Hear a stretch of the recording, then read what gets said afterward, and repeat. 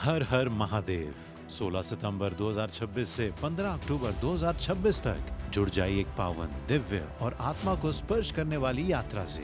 चलें उस धरा पर जहां हर कदम पर मिलता है आशीर्वाद। हिमालय में स्थित ज्योतिर्लिंग धाम केदारनाथ, भगवान विष्णु की पावन तपोभूमि बद्रीनाथ, माँ गंगा का पवित्र उद्गम स्थल गंगोत्री, यमुना मैया का दिव्य धाम यमुनोत्री, गंगा आरती और मोक्ष की नगरी हरिद्वार, प्रभु श्री राम की जन्मभूमि पावन अयोध्या, राधा कृष्ण प्रेम और भक्ति भूमि वृंदावन, काशी विश्वनाथ और मोक्ष नगरी वाराणसी, योग तप और गंगा तट ऋषिकेश, शांत हिमालय आध्यात्मिक नगर उत्तरकाशी, और इस बारी इस यात्रा में शामिल भगवान शिव का पावन पर्वतीय धाम कार्तिक स्वामी। यह यात्रा है श्रद्धा, संस्कार और सनातन संस्कृति से जुड़ने का अवसर, जहां हर मंत्रोच्चार में है शांति, हर दर्शन में है आशीर्वाद और हर कदम पर मिलता है पुण्य। रिटर्न टिकट है मॉरिशस से, आरामदायक होटल में नाश्ता और रात्रि भोजन, वीजा आवेदन और संपूर्ण साइट सीइंग, सब कुछ शामिल। अगर आप भी बनना चाहते हैं इस पुण्य यात्रा का हिस्सा, तो इंतजार मत कीजिए, अभी फोन कीजिए 59498703 या 57019809 या 59060161 पर, या ईमेल भी कर सकते हैं info@tirthyatra.org, या वेबसाइट पर भी जा सकते हैं www.tirthyatra.org। आइए धर्म, आस्था और आत्मिक शांति की इस पावन यात्रा में शामिल होकर जीवन को बनाइए धन्य। हर हर महादेव, जय श्री राम।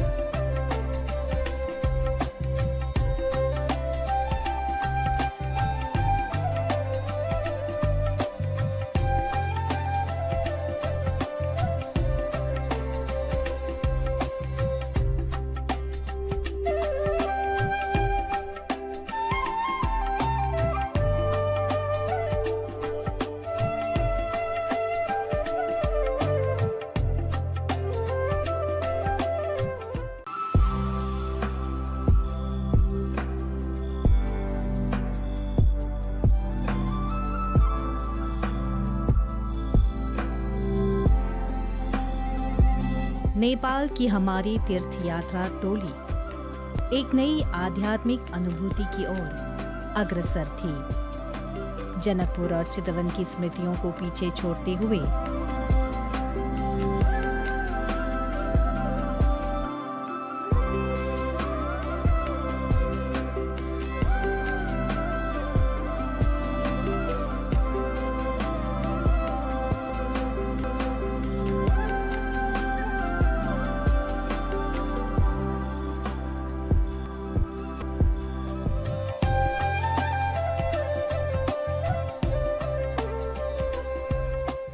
नमस्कार।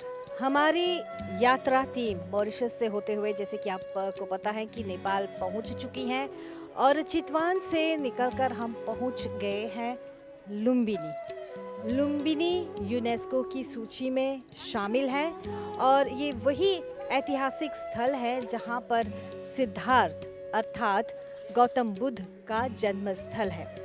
और यहाँ से जानकारी प्राप्त हुई है कि उनकी माता माया देवी वो मैके जा रही थी, तभी यहाँ पर इस स्थल पर प्रसव वेदना के कारण उनको रुकना पड़ा और यहीं पर गौतम बुद्ध जो कि सिद्धार्थ राजकुमार थे उनका जन्म हुआ है।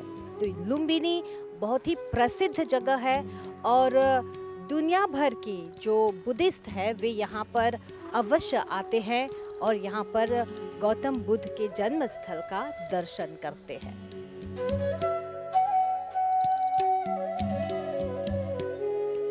रास्ता लंबा था, कहीं निर्माण कार्य चल रहा था तो कहीं धूल से भरी सड़कें यात्रा को चुनौतीपूर्ण बना रही थीं। लेकिन बस के भीतर उत्साह और भक्ति का वातावरण हर कठिनाई को सहज बना रहा था। यात्री अपने अनुभव साझा कर रहे थे और मन में केवल एक ही भावना थी, लुम्बिनी के दर्शन।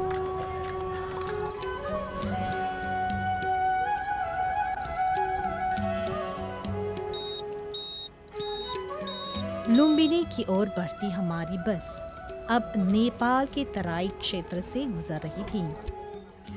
ये मार्ग पूरी तरह एक जैसा नहीं था। कहीं सड़क अच्छी थी तो कहीं निर्माण कार्य के कारण रास्ता असमान और कच्चा हो गया था। बस कभी सहज गति से चलती तो कभी हल्के झटकों के साथ आगे बढ़ती। खिड़की के बाहर बदलते दृश्य दिखाई दे रहे थे। छोटे गांव, खेतों में काम करते लोग, सड़क किनारे दुकानें, ये सब किसी तैयार किए गए दृश्य जैसा नहीं था, बल्कि जीवन का वास्तविक प्रवाह था। रास्ता चुनौतीपूर्ण है, लेकिन यात्रा अच्छी तरह से चल रही है। कोई परेशानी महसूस नहीं हो रही। सभी लोग एक दूसरे के साथ सहज है, इसलिए सफर लंबा नहीं लग रहा। कुया के पियर माटी हो, आहो ललना तने के हसवा नर काटब, बुधिया न अंजूरी बराई के हो। अंगना में कुया खंदाईला, कुया के पियर माटी हो, अंगना में कुया खंदाईला। यात्री अपने अनुभव साझा कर रहे थे, साथ ही तीर्थ यात्रा एसोसिएशन की सराहना कर रहे थे। धन्यवाद। फिर एक बार मैम खुशी के बात है कि बधाई चाहिए दे के प्रकाश भाई के। ई का है वो नहीं रहा तो हम ही कभी नेपाल नहीं थी सर। नेपाल ऐसा जोली गांव है, ऐसा जोली देश है कि ओकर सहायता से और भाई सूरज से सहायता से ओके आज हम ही खैजा है सर और सब मजे में है। सब बिरयानी भाई बहुत निमन रहल, बिरयानी बहुत निमन रहल। जोन खाना मिलता, जोन चीज खाना मिलता हमी के लाइक के खाना मिलल बा, ये खुशी हुई ओके। और आज हाथी देखला चितवन। आज हाथी देख, छोटा हाथी बड़ा हाथी देख ली। हाँ, छोटा हाथी बड़ा हाथी देख ली। बहुत सब निमन से चलता। खुशी है से कि सब जितना चीज होता निमन से हो, हम निमन से घरे चल जाए। एगो प्रकाश भाई खातिर एक हाथ थपड़ी मार दे जाता हमें के ये सच्चे है, ये सच्चे है जैसे कि सच्चे कि हमें के जीवन में प्रकाश ही प्रकाश और मन में केवल एक ही भावना थी, लुम्बिनी के दर्शन। श्वेता कहती है ये नेपाल का उनका पहला अनुभव है। Bonjour à tous, moi j'aime bien quand à Népal. Merci beaucoup encore une fois. Moi habitude toujours. Merci encore une fois encore. Avec ma mamie. Merci encore une fois. Ok? Allez. Super top. Bravo Anchi, bravo Buli.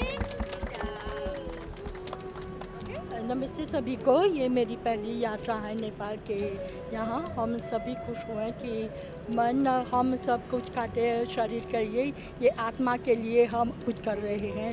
पूजा पाठ सब करें साथ साथ सब लोग। धन्यवाद। अपना नाम बताइए। मेरा नाम रोशनी है, मैं यूनियन पार्क की वासी हूँ और ये जो खुशी हो रही है इसका एक्सप्रेस कर शब्द नहीं बोल सकते हैं। कुछ यात्री पहले भी इस समूह के साथ यात्रा कर चुके थे, जिससे पूरे दल में परिचय और विश्वास का माहौल बना हुआ था। मेरा नाम प्रेमिला है, मॉडल बेस का रहने वाली हूँ। यही मेरा चौथा यात्रा है। मैं बहुत खुश हूँ इस यात्रा के बारे में। जहाँ जहाँ मैं जाती हूँ मुझे बहुत आनंद मिल रही है। बहुत क्या बोलूँ। हाँ। और अभी कहाँ जा रहे हैं? वह जहाँ गौतम बुद्ध का जन्म हुआ था वहीं पर जा रही हूँ और पता नहीं कहाँ कहाँ पर जाने वाली। हर गुजरते किलोमीटर के साथ गंतव्य और स्पष्ट होता जा रहा था। लुम्बिनी ये केवल एक स्थान नहीं था, बल्कि एक ऐतिहासिक और आध्यात्मिक पहचान थी, जो इस यात्रा का मुख्य उद्देश्य थे। सड़क किनारे रोशनी दिखाई देने लगी। यात्रा अब अपने अगले पड़ाव के करीब थी, जहां दिन का अंत और एक नए अनुभव की शुरुआत दोनों साथ होने वाले थे।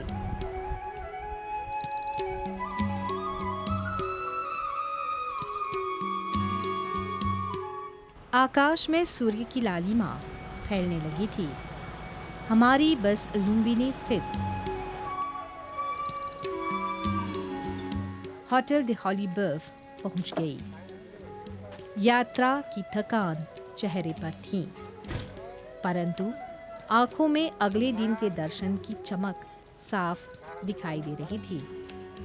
ये वो क्षण था जब विश्राम और उत्साह दोनों साथ साथ थे।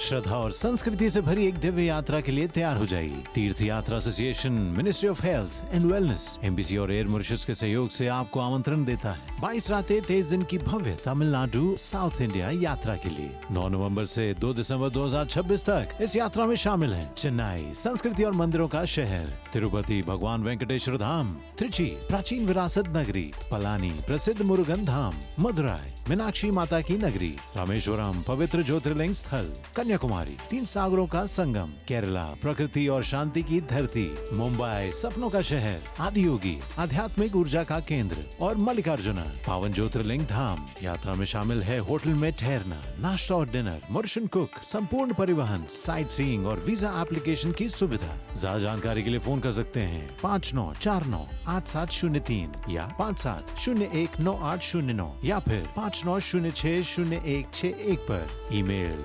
info@tirthayatra.org और वेबसाइट है www.tirthayatra.org। आइए इस यात्रा को सिर्फ सफर नहीं, एक आध्यात्मिक अनुभव बनाते हैं।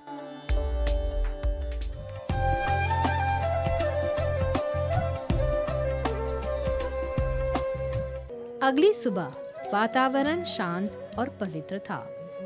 नाश्ते के बाद सभी यात्री एकत्र हुए। यात्रा संघ के अध्यक्ष श्री प्रकाश रामधन जी ने सभी को आवश्यक निर्देश दिए। अब हमें बस से नहीं बल्कि वैन से जन्मस्थली की ओर जाना था। आगे बढ़ते हुए मन श्रद्धा और उत्साह से भरता जा रहा था।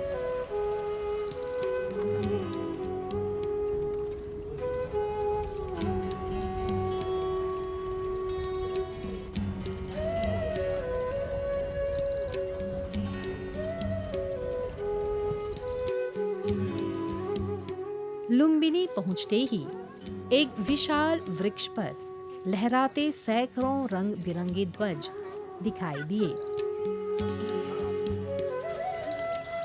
ये तिब्बती बौद्ध प्रार्थना ध्वज थे। इनके 5 रंग प्रकृति के 5 तत्वों का प्रतीक हैं। नीला आकाश, श्वेत वायु, लाल अग्नि, हरा जल और पीला पृथ्वी। इन ध्वजों का उद्देश्य पूजा नहीं बल्कि प्रार्थना और सकारात्मक ऊर्जा का प्रसार है। हवा के साथ ये मानव शांति का संदेश पूरे वातावरण में फैला रहे थे। लुम्बिनी की हरियाली के बीच खिले बुगेविलिया के फूल वातावरण को और भी जीवंत बना रहे थे। ये फूल मॉरिशस में भी पाए जाते हैं, रंग बिरंगे। ये पौधा केवल सुंदरता का प्रतीक नहीं बल्कि संघर्ष में भी निरंतर बढ़ते रहने का संकेत माना जाता है। यहाँ पे भगवान गौतम बुद्ध का जन्म हुआ था हमारे पास कितना भी पैसा हो, शांति नहीं होगी, नींद नहीं होगी तो हम असहाय हो जाते हैं। गौतम बुद्ध बंगला छोड़ दिए अपना पैलेस और निकल पड़े हमारे बिहार की ओर, इंडिया में, जहाँ पे गया उनको मिला, गया शहर, बौद्ध गया उसे कहते हैं। और बोधि वृक्ष है वहाँ पे, उस वृक्ष के नीचे बचे और उन्होंने ध्यान धारणा चालू किया और वहाँ से उनको जगत का बड़ा शांति का मंत्र अंदर से मिला। स्लोगन है बुद्धम शरणम गच्छामि। बोलो जय मॉरिशस, जय नेपाल, जय भारत, हर हर। लुम्बिनी के इस पवित्र स्थल पर श्रद्धालुओं की भीड़ के बावजूद यहाँ एक अद्भुत शांति थी। पक्षी निर्भय होकर घास पर विचरण कर रहे थे, जैसे ये भूमि स्वयं करुणा से भरी हो। और हमारी टीम इस पूरे वातावरण की शांति को महसूस करते हुए आगे बढ़ती जा रही थी। इसी शांति वातावरण में हमारी दृष्टि एक बौद्ध भिक्षु पर ठहर गई। हमारी टीम से डॉक्टर भी उनको देखकर हैरान हुए।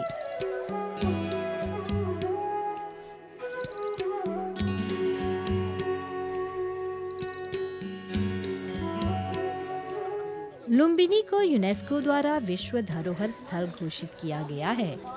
यही कारण है कि ये स्थान केवल धार्मिक ही नहीं बल्कि ऐतिहासिक और सांस्कृतिक दृष्टि से भी अत्यंत महत्वपूर्ण है।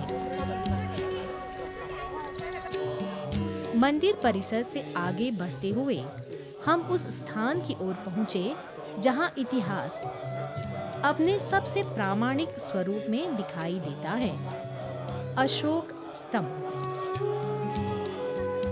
ये केवल एक स्तंभ नहीं बल्कि एक ऐतिहासिक प्रमाण है जो सदियों से ये संदेश देता आया है कि यही भगवान बुद्ध की जन्मभूमि है। सम्राट अशोक द्वारा स्थापित ये स्तंभ 249 ईसा पूर्व का माना जाता है। यहाँ हर दिशा में एक गहरी आध्यात्मिक शांति महसूस की जा सकती है। भिक्षुओं की परिक्रमा इस स्थान को और भी जीवंत बना रही थी, मानो इतिहास और आस्था एक साथ चल रहे हों। ये वो क्षण था जहां इतिहास, श्रद्धा और मौन तीनों एक साथ मिलकर एक गहरा अनुभव रच रहे थे।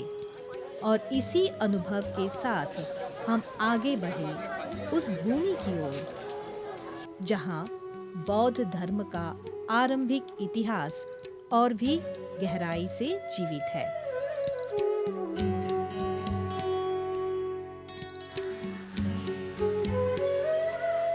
जहां भगवान बुद्ध के जन्म का पवित्र स्थल माना जाता है।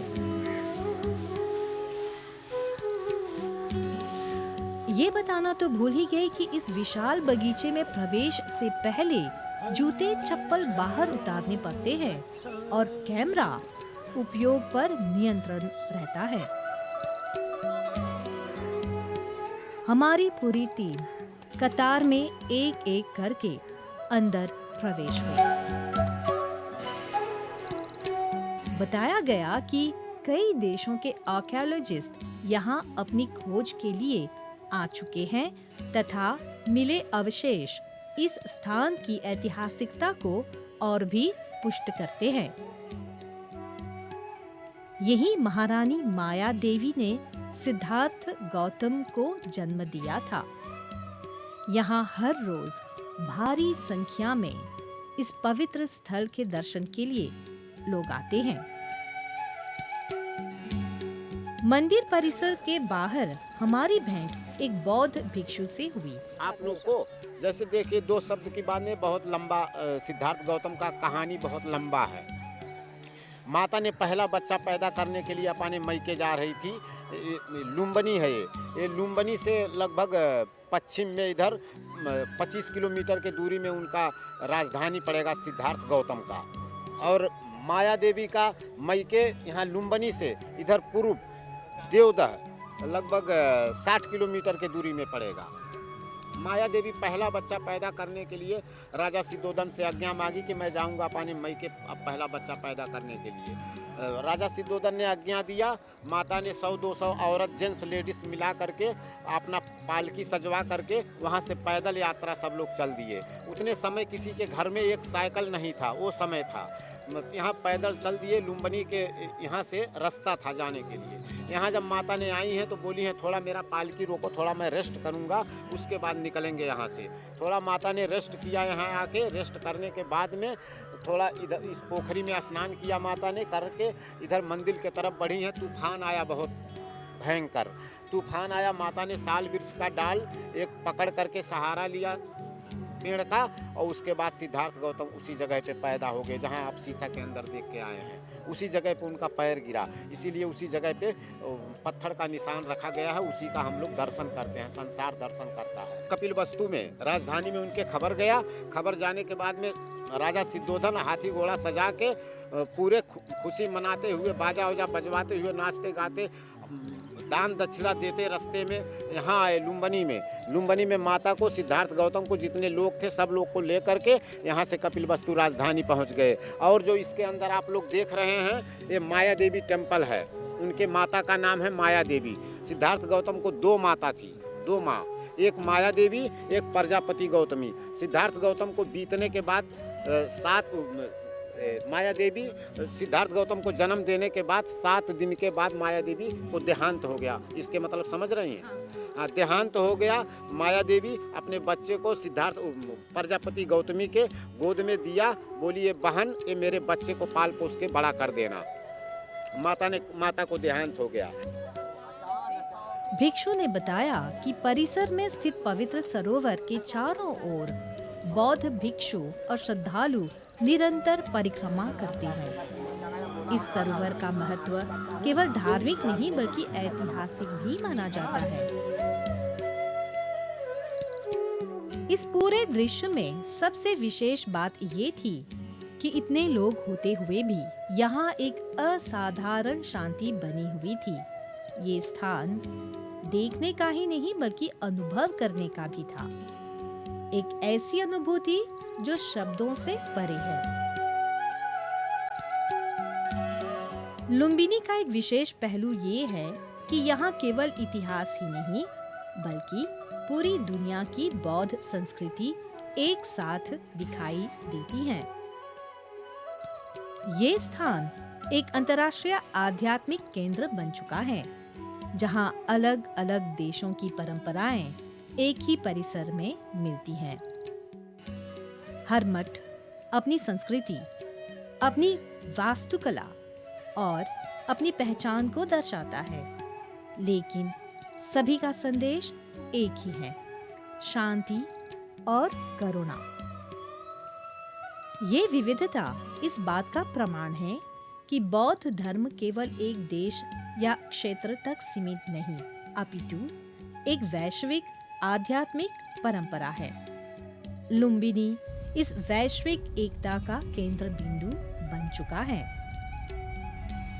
ये है कि बर्मी टेम्पल है, जैसे बुद्ध का डिजाइन बना के अपना कंट्री के मूर्ति रख के बुद्ध का डिजाइन बना के इसका मंदिर बना दिया है। बर्मा वहाँ म्यांमार बोलते हैं।